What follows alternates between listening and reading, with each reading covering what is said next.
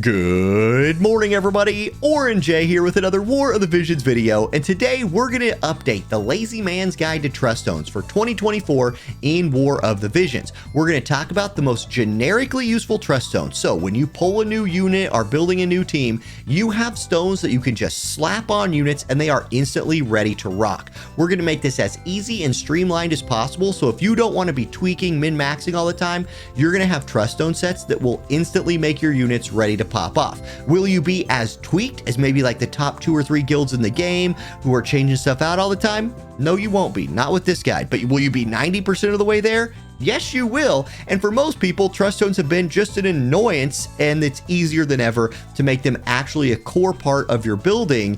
And I'm telling you, it's so much easier than it was before. One thing I want to mention, we have yet to get, but we will soon get, the newest quality of life upgrade to this game, where when you're building a stone, instead of having to sit here and click forge and just pray that you get something good, like, oh, I wasn't after wind attack up, I guess I'll dismantle and reforge, and then you get missile attack up, well, I didn't want that either, let's reforge. No. Soon we'll be able to just pick what additional ability we want, and we can do away with the last major inconvenience in this game, which is this part right here. When that's done, we have no excuses left to not be running UR trust stones that are good for your teams. So let me tell you what to look for. And I think with this guide, where I want to start is which set bonuses should you go for? Because if you didn't know, set bonuses, these things you see on the screen now, stack with everything in the game. The additional abilities, those things I just showed you that we were re-rolling for, do not stack with the additional abilities from weapons or armor or accessories on your gear.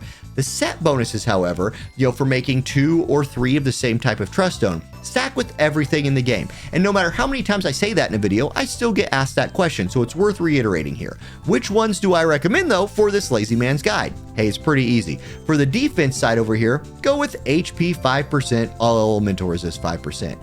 It's great. There's no unit in the game that does not want 5% more HP and 5% more elemental resist. You just have more health, you take less damage. It is so solid. Are there certain situations where maybe you want luck or evade or something like that? Sure, but we're not min-maxing here. We are making the Lazy Man's Guide. And in fact, for most units in the game, even min-maxed, HP is probably the way to go anyway. So make your defensive trust stones HP trust stones, and you just can check that box in your brain. No need to worry about if you have the right ones. You're set. For the right side, it's a little bit more complicated, but barely. If you just want the generically most useful ones, go agility. Agility 3, evasion rate 5 is just solid. Nobody doesn't want more agility, and every stone that you run has 1 agility for the agility stones on it. It comes with 1, so you're actually getting 6 agility added to your unit. You never want to be lapped, especially in PvP. Now, in certain PvE builds, there are situations where more attack or magic is more valuable than more speed, because you're speed matching or trying to agility tune your units, and damage can sometimes be more important than speed, so you just want to max out your DPS with something like this. Sure, that's fine. But if you just want to build trust stones for PvP and you want to just know you have good useful ones, build the agility set. So go HP and agility most of the time. Now, let's get to the most important part of this video, and I think the thing that will be the most helpful for people.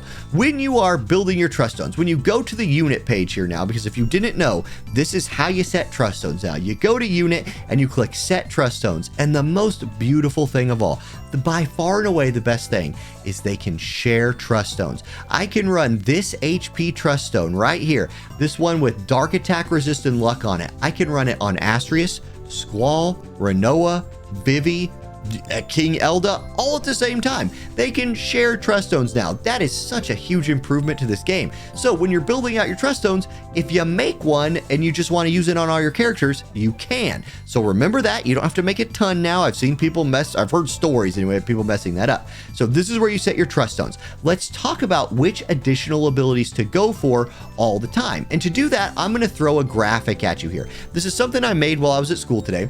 This has defensive stones on the left and offensive stones on the right. There's a couple non-negotiables here, and that's what I want to focus on. Let's start with the left-hand column there, the defense column. I think there's 3 stats that you want no matter what. HP percent up, crit evade, and luck. HP percent, obviously just going to make you harder to kill, give you more health. Crit evade is a very important stat in War of the Visions right now. There's so much critical hit rate and critical damage out there that you just get chunked in PvP all the time. Critical evade, if you can save yourself from getting crit, that's a big deal. This will synergize well with a lot of like support abilities or buffs you get in the game. So I try to run crit evade on all my units, and it's easier than ever before now. Then luck being the third one there. Luck will help you in two ways. If you're building an evasion unit, luck will help you dodge. If you're building a unit that's fighting evade, luck will help you hit. So it's just super solid. I make sure I have luck on any unit I'm running. And then for the defense side, that's really all my non-negotiables. Now, I stuck magic resist on there with a star because there's a lot of magic damage in the game. Like there's magic damage dealers and physical damage dealers. When you're talking about trying to resist physical damage, you got pierce resist, slash resist, strike resist, all these resist. But most magic damage dealers deal their damage as a magical attack. So I think you get a lot of run out of magic resist as an additional effect on a rune. So I run that in my like top 4 defensive additional abilities on my TMR stones. Then after that, you can mix in whatever you want. Status effect resist, if you're finding a lot of status effects in the game, like disable or stop or slow that you don't want to deal with, mix those resists into your stones. Elemental resist, if you find that you're fighting a lot of dark or light teams, those are really solid ones to have on there, or whatever the current meta is, run some elemental resist or attack type resist besides magic resist. Really, those last 3, you can run whatever you want. You're going to have 2 of them on each of your stones, so I would make sure you have HP percent, crit evade, and luck, and then mix in whatever other 3 that you want. Now, the offense side, even a little bit more straightforward. Are you running a physical based unit? Then you want attack percentage and defense penetration. Are you running a magic based unit? You want magic percentage and spirit penetration. So that's what that first stone is. And I would put both of those things on the same stone and then just slap it on your physical unit if you have one, slap it on your magical unit if you have one. Then my second stone recommendation is even more straightforward than that. Run crit rate and crit damage. Hey, do you know what's great? Critting. Do you know what's better? Critting harder. So make a trust stone that is crit rate and crit damage, and you can throw that on any unit in the game and they're feeling good about doing more damage. After that, you can look for the elemental attack type of the unit that you're building for, but that's a little bit more specific. You'll have to be swapping that in and out. Attack types and attack type penetration, very, very valuable, especially if you're not running a weapon on those units that gives you that attack type or that attack type penetration. Acquired AP, very generically good, especially for physical damaging units or mages that don't start with that massive AP pool. And then activation time down. This is a core stat for most mages in this game. You do not want your mage getting killed while they are channeling a spell. So activation time down, generically very good, except for physical units besides dragoons or jumpers, right? You only want activation time down on units that actually have an activation time. Now, to give you an example of a current set that I have, here's my new Lightning Asterisk. Now, I've yet to tweak these as far as like putting the right abilities on the right ones, but let's look through these stones and see what I'm getting here. This HP stone is giving me dark attack resist and luck. There's a lot of dark units in the meta right now, Roth, Vivi. So I had dark attack resist. I put that on my stone with luck. That's a great trust stone to run on any unit that I have. Another tip I want to give you, make sure you are max leveling your trust stones. Sure, you can re-roll for higher values right here. Like if you want more crit evade or more HP, you can keep like re-rolling that for guild, that's fine. But make sure you at least level it up so you're getting the maximum value out of the main stat right here. Okay, his second HP stone is magic attack resist up. Again, a lot of dark out there and a lot of magic attack, and then max HP up. Then the third stone that I'm running for him is critical evasion and wind attack resist up. I just like, there's some wind teams out there, and then critical evade. So I have all 3 of my like main 3, and then I sprinkled in select other ones that I like. I think a lot of people like to sprinkle in things like status effect resist, and I let the dice roll a little bit for myself.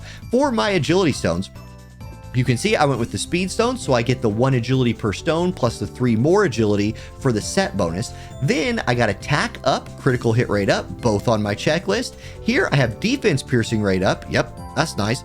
Lightning attack up. I actually still need to level that. That's really embarrassing. I didn't realize I hadn't leveled that yet, but there's my elemental attack up as kind of one of those other ones to throw on there. Then I have critical damage up and slash attack resist piercing rate up. Now, technically speaking, this slash attack resist piercing rate up could be moved off of him because I will probably run Lightning Asterius with a sword that has that slash attack resist piercing rate up. Like his sword, like, not a Bara, Bunny Abara, you know, the girl bunny that does lightning damage, and, you know, then they get Esther, her sword. So that would not stack there, like that slash attack resist piercing rate would not stack with that, but that's something I can tweak. This is just kind of a set right here that what I do with this set is I copy it and throw it on my Squall, and I copy it and throw it on my Orlando or somebody like that. And even, sure, like I'm saying, there's tweaks I could do here. I could go in here and be like, oh, I'm using this weapon, so I'm going to move that one around, etc. But this is the lazy man's guide to trust stones.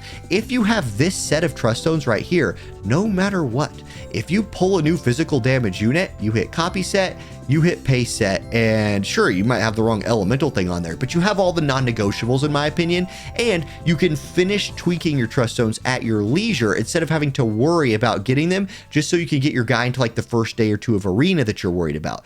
This is the way to go. So that's my lazy man's trust stone guide for 2024. I hope this was useful for you if you were looking for it. Thank you guys for watching. I cannot wait for the latest update to trust stones. So at that point is when I'll like move my additional abilities around a little bit more and make the perfect ones. Maybe I'll do a video on that at that point, but there you are. Have a good day, everybody. I'll catch you next time. Peace.